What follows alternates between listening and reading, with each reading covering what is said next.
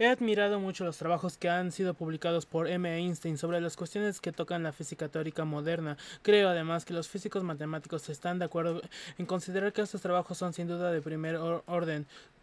En Bruselas, en donde he asistido a un consejo científico del que M. Einstein formaba parte, he podido apreciar la claridad de su espíritu, la extensión de su información y la profundidad de sus conocimientos. Si se considera que M. Einstein es todavía muy joven, se tiene derecho a depositar en él las más grandes esperanzas y a ver en él uno de los primeros teóricos del futuro. Pienso que en un instante científico que de Einstein los medios de trabajo que él desea, llamándole a ocupar una cátedra en las condiciones que merece, se verá grandemente honrada por la decisión y prestar ciertamente un gran servicio a la ciencia. En la primavera de 1913, Marie pasó algunos ratos con Einstein y su mujer, todavía Mileva Marie Einstein, en casa de estos para estrechar los lazos de amistad que habían surgido entre ellos con su motivo de congreso Solvay. A finales de marzo de 1913, Einstein visitó París para pronunciar una conferencia el día 27 sobre la ley equivalente fotoquímica en la Société Fréquence de Physique. Una semana después del 3 de abril el 3 de abril y ya de regreso a Zurich, escribía Marie Klein Kotz Suchman et Actualmente, estimada señora Curie, ha pasado unos pocos días desde que experimentase semejante maravillosa profusión de sucesos. Las fibras de mi cerebro todavía deben de estar terriblemente desorganizadas por todo ello, pero hay algo que siento muy claramente. Estoy profundamente agradecido a usted y a sus amigos. Esto incluye al menos a la familia de Jean Pirri por haberme permitido participar en su vida diaria. Contemplar la camaradería de semejante persona es la cosa más estimulante que puedo imaginar. Todo parecía con B.D. tan natural y carente de complicaciones como partes de una buena obra de arte, que a pesar de mi bastante pobre conocimiento del francés, no surgió en mí el sentimiento de ser un extraño. Deseo agradecerle de todo corazón el tiempo que nos dedicó. Einstein viajó a París en compañía de su esposa pedirle que me excuse si por cualquier motivo mis rudos modales le hicieron sentir alguna vez incómoda, pero sobre todo le deseo a usted y a sus hijas buena salud. Parece que por entonces Eve se encontraba enferma. Con relación a la extensión a la montaña me permite darla la alta sobre ella más adelante. Cuando el semestre se aproxima a su fin, por el momento le envío mis mejores saludos y de nuevo mi agradecimiento de corazón. En agosto, en efecto, Einstein y su hijo mayor, Hans Albert, participaron en una excursión a la montaña con Curie y sus dos hijas. En la biografía que escribió de su madre, Eve recordó aquella excursión. Durante el verano de 1913, Marie Curie ensaya sus fuerzas recorriendo a pie la Engadine, con su mochila al hombro. La acompañan sus hijas con su institutriz y el equipo de excursionistas. Se completa con la presencia del sabio Albert Einstein con su hijo. Entre la señora Curie y Einstein hace muchos años que existe gran amistad en el terreno científico. Sienten una gran estimación mutua y se complacen en establecer discusiones interminables sobre física teórica. Discuten medios en francés, medio en alemán. A los jóvenes les divierte mucho ese viaje. Caminan delante de ellos y a veces cogen el vuelo algunas palabras del diálogo y las reencuentran rarísimas. Einstein explica a Marie Curie su teoría. Comprende usted que necesita saber exactamente qué le sucede al ocupante de un ascensor que cae en el vacío. Esa conmovedora preocupación hacía prorrumpir en risas a los chicos. ¿Cómo iba a sospechar que la supuesta caída del ascensor plantea los problemas principales de la teoría general de la relatividad? Esos crueles, por sinceros y espontáneos documentos que son las cartas, ofrecen con frecuencia otra imagen, si no necesariamente contradictoria con la destinadas al consumo público, si ciertamente diferente, así como ocurre en la impresión que de Marie Curie dio Einstein a su prima y futura segunda esposa. Qué norteño. Mm. En una carta escrita el 11 de agosto, poco después de haber realizado la excursión con Marie y sus hijas, Madame Curie es muy inteligente, pero es tan fría como un pez, lo que quiere decir que carece de todos los sentimientos de alegría o pena. Casi la única forma que tiene para expresar sus sentimientos es despotricando sobre las cosas que no le gustan. Y tiene una hija, Irene, que es incluso peor, parece es un granadero. Esta hija está también muy dotada. pero tal vez sea preferible quedarse con aquello que es fruto de la reflexión, no por distinto de lo que se expresa en la intimidad, menos sincero, al menos suele ser más educativo y noble. Podemos, por ejemplo, quedarnos con el texto de lo que Einstein dijo sobre Marie Curie en un discurso que pronunció en el Museo Roerich de Nueva York el 23 de noviembre de 1935.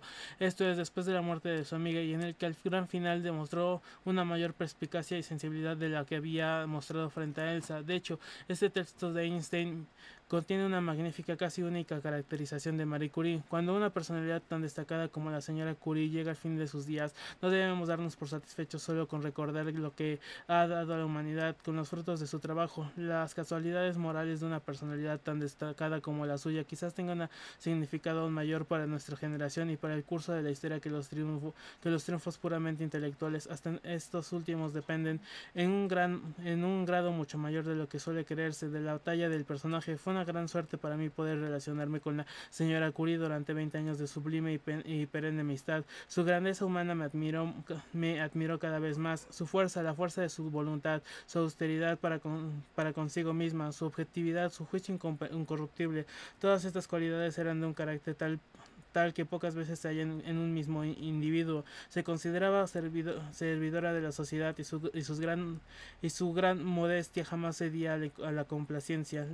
Le agobiaba un sentimiento profundo de las crueldades y desigualdades de la sociedad. Era esto lo que le daba aquel aspecto exterior severo que tan fácilmente confundía a quienes no la conocían. Una curiosa severidad sin el alivio de un toque artístico. Cuando consideraba correcta determinada vía, la seguía sin compromiso y con tremenda tenacidad. El mayor descubrimiento científico de su vida, demostrar la existencia del elemento reactivo y aislarlo, no solo se debe a su audaz intuición, sino a su entrega y tenacidad en la tarea bajo unas condiciones de lo más estrechas y duras que puede imaginarse, condiciones que pocas veces se han dado en la historia de la ciencia experimental. Si la fuerza de carácter y la devoción de la señora Curie estuviesen vivas en los intelectuales europeos, aunque solo fuese en una pequeña promoción, Europa tendría ante sí un futuro más brillante. Marie Curie y la Sociedad de las Naciones. Todavía hay para muchos el nombre Sociedad de las Naciones. Conserva algo así como un halo de respeto y admiración. Se trata de de una gran organización supranacional propuesta por el presidente estadounidense Wilson, que pretendía poner orden en el conflicto mundial internacional posterior a la Primera Guerra Mundial. Fue creado en 1919. En febrero de aquel año se redactaron sus estatutos, aunque en realidad comenzó a funcionar en 1920. El 15 de mayo de 1922, el Congreso de la Sociedad nombró por unanimidad miembros de la denominada Comisión pour l'étude des questions internationales de cooperación intelectual et d'education, o más brevemente, Comisión Intelectual de Cooperación Intelectual. A Marie Curie, junto a otros personajes de relieve, D.N. Banneker, profesor de Economía Política en la Universidad de Calcuta; Henri Bergson, profesor de Filosofía en el Collège de Francia; Cristina Bonneville, profesor de Zoología en la Universidad de Olson; A. de Castro, director de Facultad de Medicina de la Universidad de Río de Janeiro; Jules Stress, antiguo ministro de Ciencias y Artes de Bélgica; Albert Einstein; Hilbert A. Murray, profesor de Filosofía griega de la Universidad de Oxford; Gonzguth de Reynold, profesor de Literatura francesa en la Universidad de Berna; F. Ruffinin, profesor de Derecho Eclesiástico de la Universidad de Turín; Leonardo Torres Quevedo, director de Laboratorio de Automática en Madrid; y George E. Hale, director de Observatorio de Monte Wilson en California. 12 en total, que se reunieron por primera vez bajo la presidencia de Bergson en agosto de 1922. En 1924, Bergson admitió ocupando su puesto de Henry Lorenz. Marie fue elegida vicepresidenta. La creación de la Comisión Internacional de Cooperación Intelectual, CICI, establecida para examinar las cuestiones relacionadas con la cooperación intelectual y para desarrollar las relaciones internacionales en el orden internacional, constituyó una de las iniciativas más admirables de los años que siguieron a la guerra. Admirable, aunque a la postre poco eficaz, y es que la existencia de la CICI no significó en realidad un cambio sustancial en las difíciles y con frecuencia intransigentes relaciones internacionales mantenidas por los científicos de las naciones naciones que se habían enfrentado en la guerra. Sobre todo estos puntos, consultar Sorcheder Gudehus, 1978. Su voluntad universalista se enfrentó desde el primer momento a un dilema. Si se abría a los alemanes, posiblemente ganaría la colaboración de estos, pero si lo hacía, se encontraría por el otro lado con la oposición abierta de muchos de los científicos de las naciones que habían ganado la guerra. Ante tal dilema hizo lo que suele hacerse con frecuencia en casos semejantes: evitar cuidadosamente involucrarse en proyectos que tocasen el problema alemán explícitamente y ocuparse de cuestiones más escépticas, como la organización de la biografía científica, el desarrollo del esperanto o la situación social y profesional de los trabajadores intelectuales. En otras palabras, el internacionalismo de la Sisi resultó ser más una fachada poco menos que vacía que una realidad operativa. Una muestra temprana de las dificultades que iba a encontrarse el Consejo se encuentra en la designación de Einstein como uno de sus 12 miembros. Veamos lo que manifestó en 1957, poco antes de su muerte. Gilbert Murray, el profesor de filosofía griega y de la Universidad de Oxford, que actuaba como presidente suplente de la Sisi, citando en Nathan y Norden, eds 1968.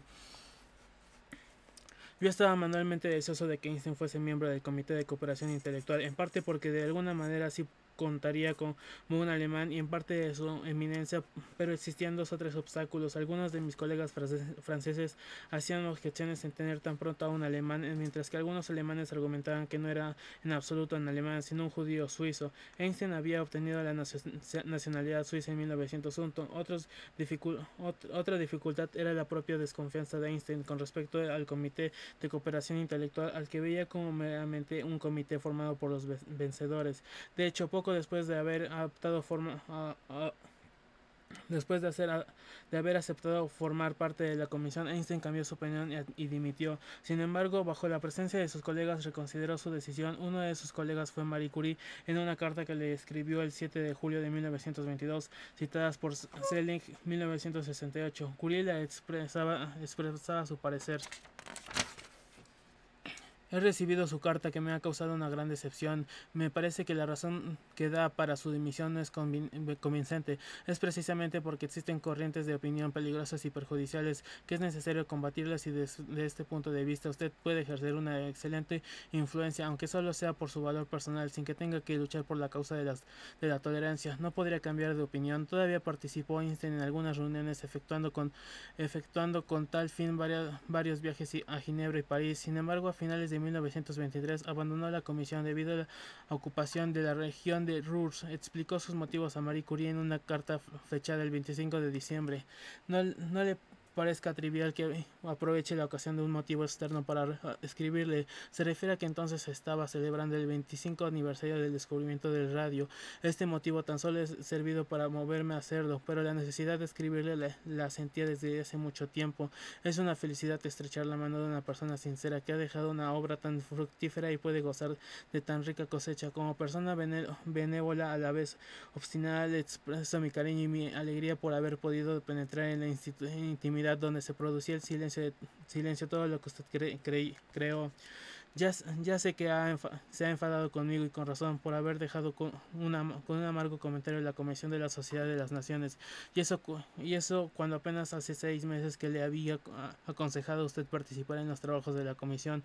Pero no lo hice por ningún mal motivo, ni por solidarizarme con Alemania, sino que realmente con la convicción de que la Sociedad de las Naciones, y no la Comisión a la que debería yo pertenecer, bajo la capa de objetividad, se ha vuelto un dócil instrumento de la política imperialista. Por lo tanto, yo no quería tener nada que ver con la Sociedad de las Naciones. Pensé también que no hacía ningún mal con exteriorizar esta opinión abiertamente.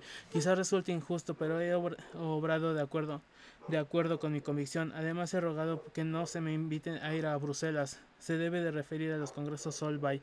De hecho, Einstein no participó en los congresos de 1921 y 1924, de los que se había excluido a los científicos alemanes, con la excepción de Nertz en 1921. Volvió a tomar parte, al igual que otros alemanes, en el de 1927. No es que se debe al punto de vista psicológico. Me resulta inconcebible que los franceses y los belgas se nieguen a reunirse con los alemanes, pero si yo buscara oportunidades allí donde los sabios alemanes, y solo por ser alemanes, son excluidos por principio, entonces sería como si aprobase indirectamente semejante medida, lo cual no corresponde en absoluto a mis convicciones. Es indigno de hombres verdaderamente cultos tratar a los demás según unos puntos de vista tan superficiales como ser el vulgar populucho que se deja llevar por la sugestión de las masas. Pero si es que este mundo está hecho así, entonces me quedo tranquilo en mi rincón. No creo que tengo a los de aquí por mejores y que no comprenda a los otros. Ellos estarían en completo desacuerdo con la teoría de la relatividad y con esto basta. No me habría atrevido a exteriorizarme, así que si no la considerase usted como una hermana capaz de comprender esos sentimientos en algún rincón de su propio ánimo, una hermana a la que siempre me ha sentido tan próximo. Aún así, más tarde Einstein volvió a reintegrarse temporalmente al comité. En general, la actividad de Marie Curie dentro de la CICI se centró en estudiar y hacer recomendaciones sobre la enseñanza en universidades y laboratorios y a promover becas para estudios científicos. ¿Cuál es el interés de esta sociedad? Describió.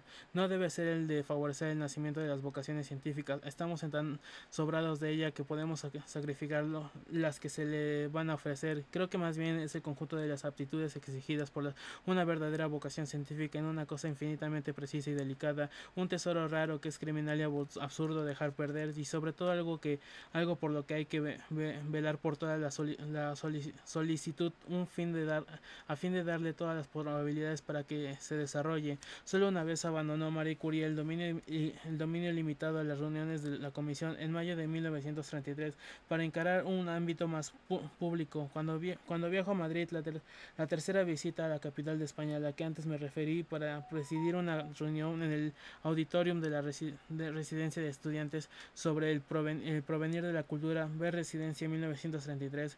Poca vida le quedaba para conocer a Marie, poco más de un año. No tendría otra ocasión de volver a Madrid. Los puntos que se deseaban tratar en la reunión eran: Residencia 1933. Es posible considerar la cultura bajo tres aspectos diferentes: individual, nacional y humano. Si existen tres aspectos de la cultura, a lugar a establecer una jerarquía entre ellos y a distinguir el que constituye un fin en sí mismo del que solo es un elemento y una condición del tal fin. Es cierto que el desarrollo de la civilización material entonces entorpece el libre juego del espíritu y del pensamiento, o les aporta por el contrario nuevos y más poderosos medios de acción y de expresión.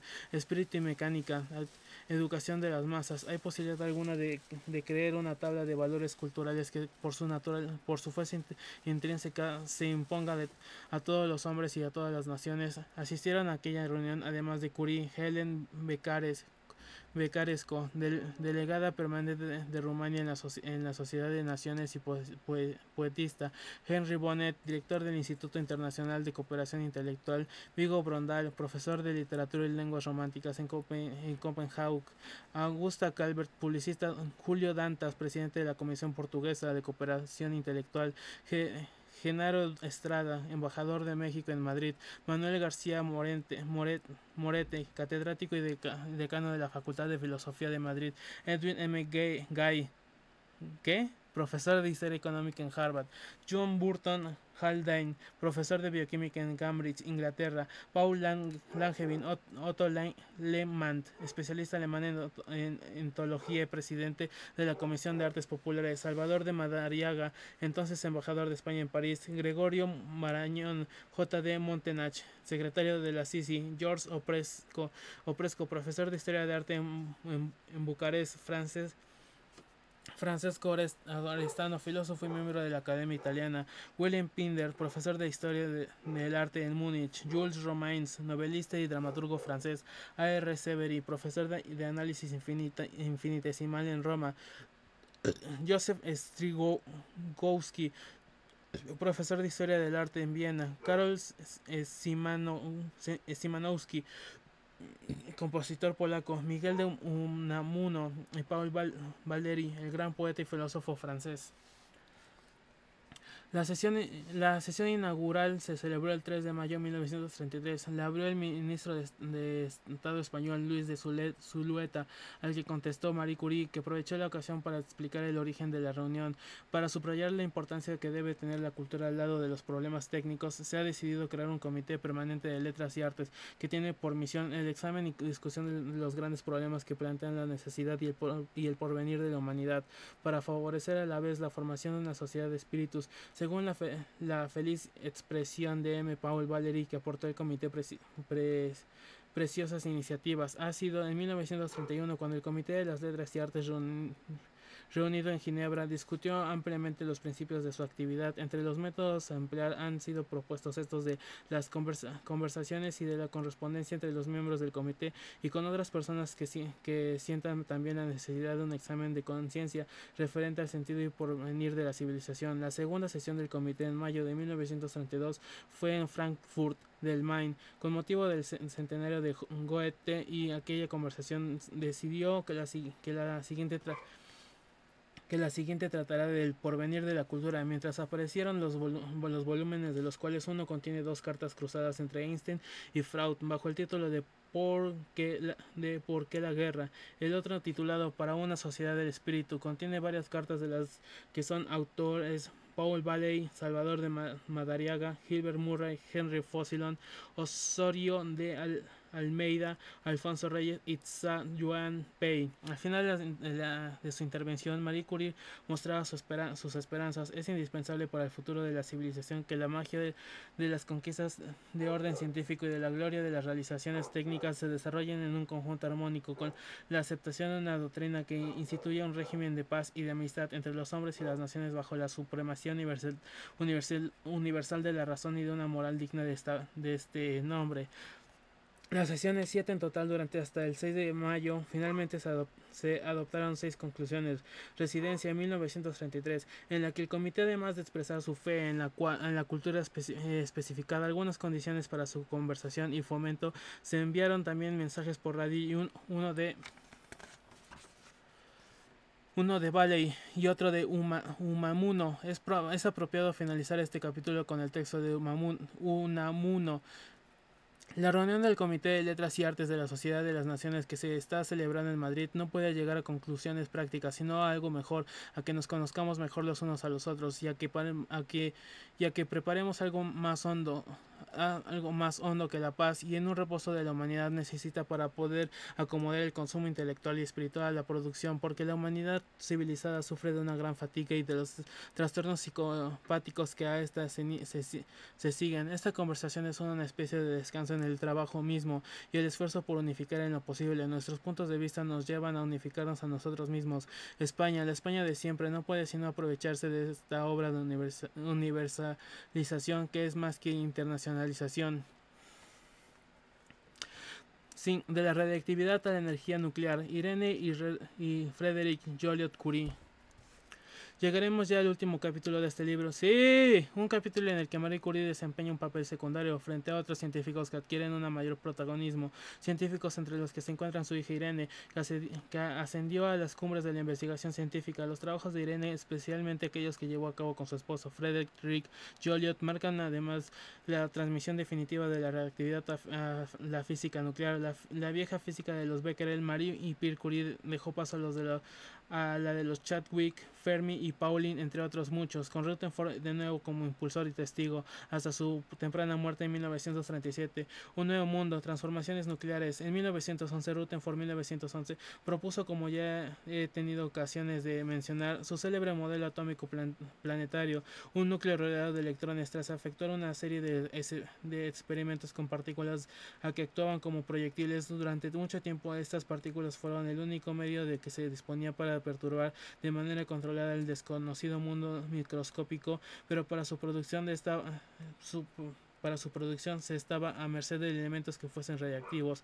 De manera natural, esta limitación se hizo más notoria en 1919, cuando Rutherford 1919 abrió otro campo, el de las transformaciones nucleares. Al estudiar la reacción, esto es, un núcleo de nitrógeno absorbe una partícula A emitiendo un protón y transformándose en un núcleo de oxígeno.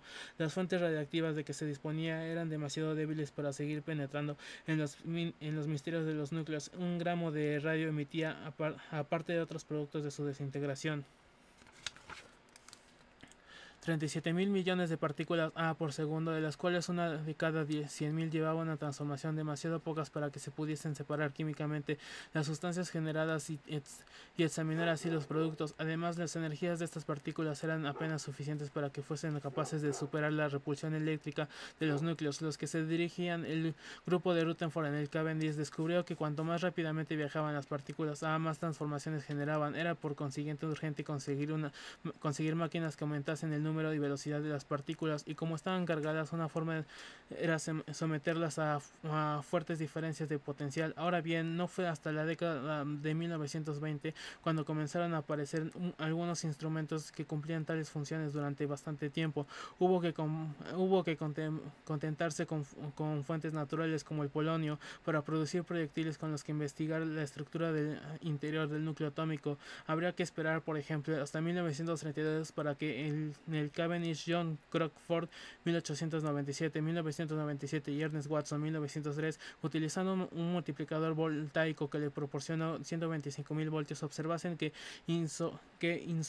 isótopos de litio de masa 7 bombardeados por protones se rompieran en dos partículas. A Crockford y Walton 1932, los comentarios anteriores se deben entender al menos en parte en el sentido de que cuando iba a comenzar la década de los 20 se produjo un desplazamiento probablemente inadvertido en el espíritu que orientaba el mundo de la radiactividad, un desplazamiento que condujo a nuevos y fundamentales resultados como el descubrimiento del neutrón, de la radiactividad artificial y de la fisión del uranio, y en los tres participó de diferentes pero importantes maneras Irene, la hija de Marie Curie. Electrones en el núcleo, la Bakerian lecture de Rutherford. En la actualidad está tan extendido el conocimiento de la estructura atómica, el que un átomo se comporte de una capa electrónica formada por diferentes niveles por los que transitan. La realidad cuántica es más compleja de lo que puede inducir a pesar de la palabra transitar. Los electrones capa que rodean un núcleo compuesto por protones cargados positivamente y neutrones sin carga tendemos a pensar que una vez que Rutherford propuso el modelo planetario, este se estructuró de semejante manera, y sin embargo el neutrón no aparecía en aquel modelo. De hecho, ni siquiera había sido descubierto. Lo sería, como veremos en 1932. La creencia general era que los núcleos atómicos estaban formados por protones y electrones, una idea que desde luego favorecía la emisión de rayos B, electrones de sustancias reactivas, es decir, la también denominada desintegración B. Aparentemente, por tanto, salían electrones de los núcleos atómicos. Todavía no se sabía, por supuesto, que la desintegración B, como sabemos, forma común la reactividad, tiene lugar por medio de la interacción débil en un proceso en el que un neutrón del núcleo atómico se convierte en un protón, emitiendo un electrón que se mueve con gran rapidez, y un neutrino también puede implicar la transformación de un protón en un neutrino, emitiendo un antielectrón, positrón y un antineutrino. Fue Enrico Fermi 1933-1934 con quien nos volveremos a encontrar en este capítulo, el que dio la explicación de la desintegración B. Pero regresemos a la estructura del núcleo tal y como se entendía a comienzos de la década de los 20, y para comprender cómo se entendía, veamos lo que dijo Rutherford en una ocasión tan señalada como la de Bakerian Lecture, conferencia bakeriana, que pronuncia ante la Royal Society 1920, Rutherford 1920. Del estudio de la reactividad sabemos que el núcleo de los elementos reactivos consiste en parte de núcleos de helio de carga, carga del electrón. También tenemos fuertes razones para creer que los núcleos de los átomos contienen electrones, al igual que cuerpos cargados positivamente, y que la carga positiva del núcleo representa el exceso de carga positiva. De hecho, en la Bakerian Lecture, Rutherford comenzó a manejar la idea de lo que termina siendo el neutrón, un término introducido en realidad por William Rutherford Sutherland 1859-1911. En 1899, aunque Irene Curie y Frederick Joliot asignaban su origen a Nernst en su libro Theories Clinic, merece la pena de hecho recuperar lo que escribieron a este propósito. Curie y Joliot. La concepción de la existencia de una partícula de carga nula es antigua. Fue verdaderamente Nernst En 1903 empleó por primera vez la palabra neutrón para designar la partícula que resultaba de la asociación íntima de un electrón positivo, como se decía entonces, y de un electrón negativo. La hipótesis de un neutrón fue considerada después por varios sabios.